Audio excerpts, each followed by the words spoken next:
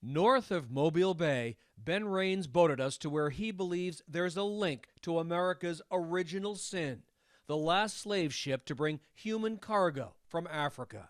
It was like pulling back a blanket along the shoreline, and suddenly you could see who was under the covers, and there was the ship.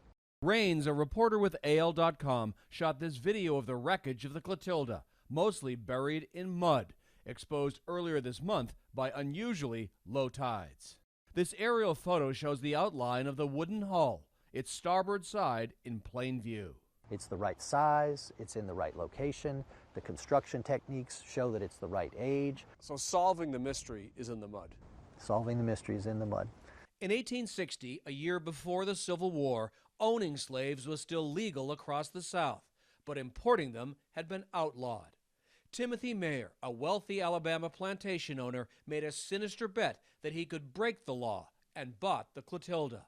On July 9, 1860, Foster unloaded the slaves into a swamp and, on Mayer's orders, burned the ship, hoping to destroy any trace of the crime. Africatown, a few miles from the shipwreck, was settled by the Clotilda's freed slaves after the Civil War. Many descendants still live here today.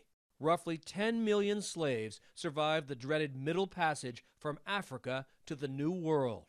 Many Clotilda descendants uniquely know exactly where their ancestors came from, when they got here, and even on which ship. I take pride in the fact that they were able to survive that passage to America. William Green had two ancestors aboard the Clotilda. Regardless of how you got here, they are your ancestors. Oftentimes, maybe not under the best of circumstances, but yet you are here because of them.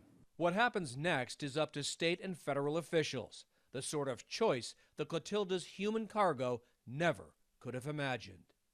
Mark Strassman, Mobile, Alabama.